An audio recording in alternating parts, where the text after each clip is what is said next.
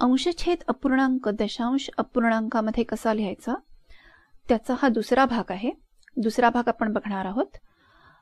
पहिल्या भागामध्ये आपण असं पाहिलं होतं की जेव्हा अंशछेद अपूर्णांकाचा छेद हा 10, 100, 1000, 10,000 असा काही असतो त्यावेळेला आपण अंशछेद अपूर्णांकाचा दशांश अपूर्णांक कसा करू शकतो ते आपण पाहिलं होतं आणि खूप सोपं आहे ते। कसं करतो आपण उजव्या बाजूने निघतो आणि छेदामध्ये एकाच्या पुढे जेवढी शून्य असतील तितक्या उड्या आपण अंशामध्ये मारतो किंवा तेवढे आकडे ओलांडतो आणि दशांश चिन्ह देतो।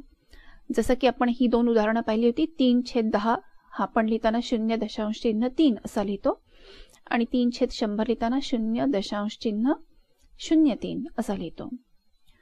आता या भागामध्ये आपण असे अंशछेद अपूर्णांक बघणार आहोत की जिथे छेद हा 10, 100, 1000, 10,000 नसेल आणि हे समजण्यासाठी आपल्याला आधी दशांश अपूर्णांकाचा भागाकार कसा करायचा हे माहिती पाहिजे। भागाकाराचा व्हिडिओ जर पाहिला नसेल तर आधी भागाकाराचा धडा बघा आणि मग आपल्याला हा भाग समजू शकेल।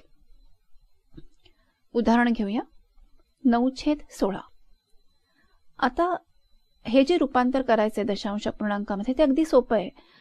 9 अंशात आहे आणि छेद आहे 16 म्हणजेच 9ला 16 भागलेलं आहे। मग आपण सरळ 9ला 16 भागलं की आपलं उत्तर येणार आहे, कारण आपण दशांश चिन्ह असताना भागाकार कसा करायचा ते आपण शिकलेलो आहोत। मग आता 9ला 16 भागूया। 16 9ला भाग जातोय का? नाही जात, म्हणजे 16 0 0 बाकी आली 9। आता इथं 9 हा पूर्णांक आहे तो संपलेला आहे। मग आपण पुढे काय करतो, आपल्याला जर भागाकार पुढे चालू ठेवायचा असेल तर आपण 9च्या पुढे एक दशांश चिन्ह देऊन 0 देतो आणि वरचं 0 खाली घ्यायचं। त्याच्या आधी जो भागाकाराचं उत्तर आहे त्याच्यामध्ये दशांश चिन्ह देऊया आणि मग वरचं 0 खाली घेऊ। आता झाले 90। 16×5 म्हणजे 90 मधून 80 गेले, बाकी उरली 10। अजूनही बाकी 0 नाहीये। मग आपण भाज्यामध्ये म्हणजे आपण ज्याला भागतो आहे तिथे अजून एक 0 देऊया आणि तो 0 खाली घेऊ। 16×96 बाकी उरली 4। अजूनही बाकी 0 नाहीये, मग वरती अजून एक 0 देऊया आणि तो 0 खाली घेऊया। 16×2 32 बाकी उरली 8। पुन्हा एक वरती 0 देणार आणि ते 0 खाली घेणार आणि भागाकार चालू ठेवणार। 16×85 बाकी उरली 0। आता आपला भागाकार संपलेला आहे, म्हणजेच आपलं उत्तर आलेलं आहे 9/16 बरोबर 0.5625। आपण अंशाला छेदाने भागत राहतोय आणि 0 बाकी येईपर्यंत भागत राहणार आहोत। अशा प्रकारे आपल्याला अंशछेद अपूर्णांकाचं दशांश अपूर्णांकामध्ये रूपांतर करता आलं। आता पुढचं उदाहरण बघूया। आता ही जी संख्या आहे हा पूर्णांकयुक्त अपूर्णांक आहे, बरोबर आहे। 7.3/8। आता ह्याचं आपण रूपांतर कसं करणार, तर आपल्याला माहिती आहे की 7 हा पूर्णांक आहे, म्हणजे याचं जेव्हा मी दशांश अपूर्णांक करीन तेव्हा 7 हा दशांश चिन्हाच्या अलीकडे येणार आहे। म्हणजे मग मी 7 लिहिणार, दशांश चिन्ह लिहिणार आणि त्याच्यानंतर जे मी लिहिणार आहे ते म्हणजे 3ला 8 भागून जे काय उत्तर येईल ते दशांश चिन्हाच्या पुढे लिहिणार आहे, बरोबर आहे। मग आता आपण 3ला 8 भागायला चालू करूया।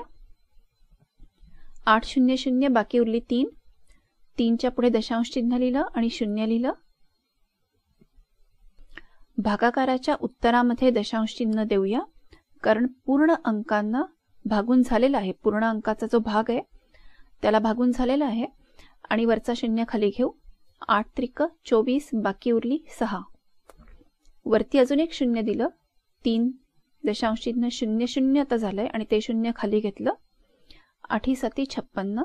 60 - 56 बाकी उरली 4। अजून एक 0 वरती दिलंय आणि ते खाली घेतलं म्हणजे झाले 40 आणि 8×5 = 40। म्हणजे 3/8चं उत्तर आलं 0.375।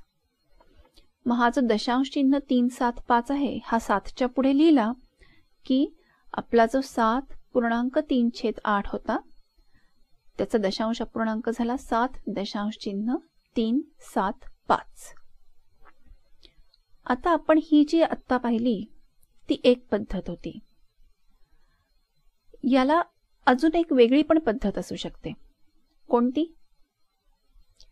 7.3/8 कडे बघून काही लक्षात येतंय का की वेगळं काय करता येईल?